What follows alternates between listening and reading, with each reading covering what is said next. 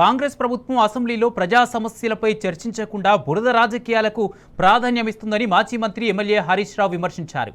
అందుకు నిరసనగా బీఏసీ సమావేశాన్ని బహిష్కరించి బయటకు వచ్చామని చెప్పారు. వరదలు, ఎరువుల కొరత, ప్రభుత్వ ఉద్యోగుల సమస్యలు, పారిశుద్ధ్యం, ప్రభుత్వ ఆసుపత్రుల్లో సౌకర్యాలు లేమి తదితర అంశాలపై చర్చించాలన్న బీఆర్ఎస్ ప్రతిపాదనను ప్రభుత్వం పట్టించుకోవడం లేదని ఫైర్ అయ్యారు.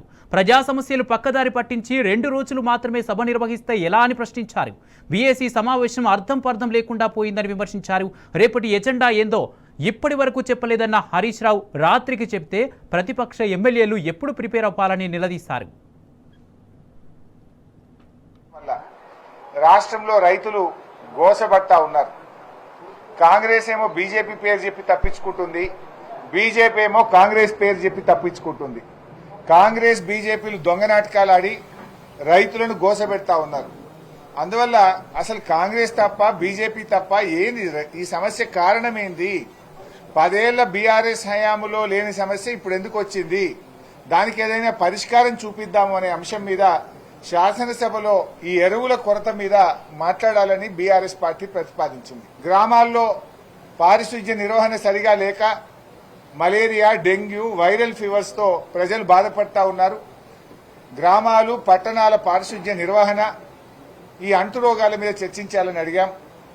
గురుకుల విద్యా సంస్థల్లో కనీస సదుపాయాలు లేక 100కు పైగా విద్యార్థుల మరణం, విష జ్వరాలపైన చర్చించాలని కోరాం.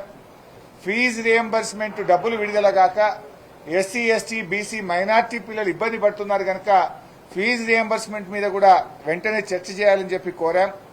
4th సిటీ పేరు మీద జరుగుతున్న అక్రమాలు, ముఖ్యమంత్రి కుటుంబ సభ్యుల పాత్ర మీద శాసనసభలో చర్చించాలని కోరాం. అదేవిధంగా పౌర సరఫరాల శాఖలో ధాన్యం కుంభకోణము, బాధ్యులపై చర్యలు తీసుకోవడం అనే అంశం మీద చర్చ చేయాలని, అదేవిధంగా ప్రభుత్వ ఉద్యోగుల టీఏలు, డిఏలు, సరెండర్ లీవ్లు, రిటైర్మెంట్ ఉద్యోగుల బెనిఫిట్స్ ఇవ్వకపోవడము, పీఆర్సీ ఇవ్వకపోవడము, 5 డిఏలు పెండింగ్ ఉన్న అంశాల మీద కూడా చర్చ చేయాలని చెప్పి కోరాం. గోదావరి బనకచెర్ల ప్రాజెక్టు వల్ల తెలంగాణ రాష్ట్రానికి జరుగుతున్న అన్యాయం మీద శాసనసభలో చర్చించాలని కోరాం. అదేవిధంగా మరి హైడ్రా కూల్చివేతలు, పేదలు పడుతున్న బాధలు, ప్రభుత్వ ఆసుపత్రుల్లో కనీస సౌకర్యాలు లేని విషయాలు తదితర అంశాల మీద బీఆర్ఎస్ పార్టీ ఈ శాసనసభ సమావేశాల్లో చర్చించాలని కోరాం. దురదృష్టం ఏంటంటే రాష్ట్ర ప్రభుత్వం 2 రోజులు అసెంబ్లీ జరుపుతామంటున్నారు. 2 రోజులు అంటే 2 రోజులు అంటే ఇవాళ రేపు ఖతం బర్కాస్. అంటే పారిపోతున్నది ప్రభుత్వం.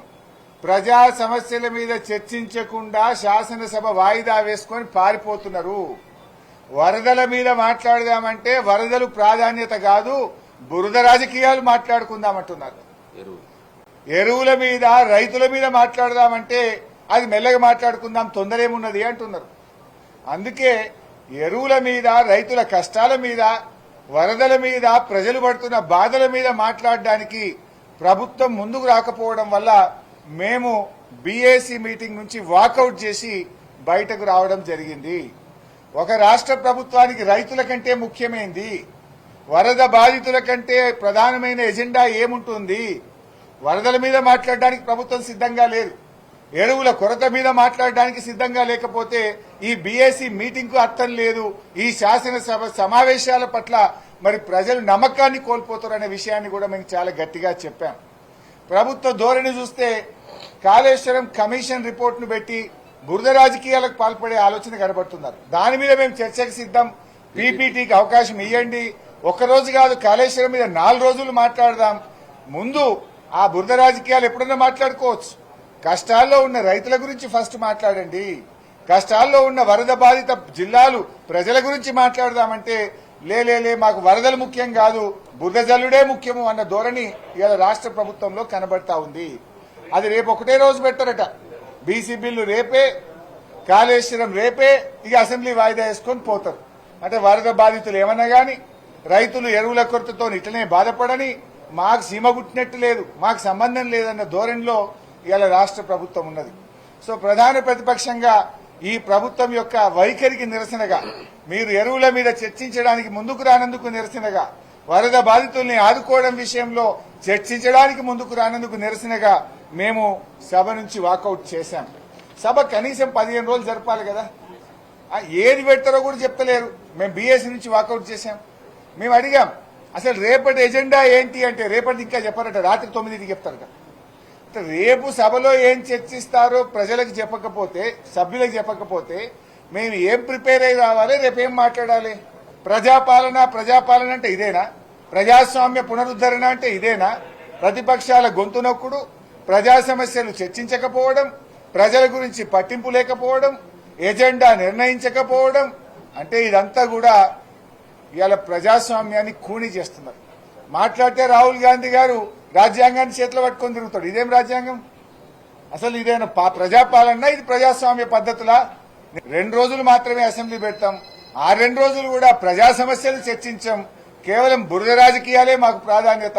ప్రతిపక్షాల మీద బురద జల్లడం, స్థానిక సంస్థల ఎన్నికల్లో ఏదైనా రాజకీయంగా లబ్ధి పొందడమే మా యొక్క ప్రాధాన్యత అనే ధోరణిలో ప్రభుత్వం ఉంది. బీజేపీ వాళ్ళు కాంగ్రెస్ వాళ్ళ పేరు చెప్పి తప్పించుకుంటారు, కాంగ్రెస్ వాళ్ళు బీజేపీ వాళ్ళ పేరు చెప్పి తప్పించుకుంటారు. ఇద్దరు కలిసి రైతుల ఉసురు పోసుకుంటున్నారు. That's way we have boycotted from BSC meeting.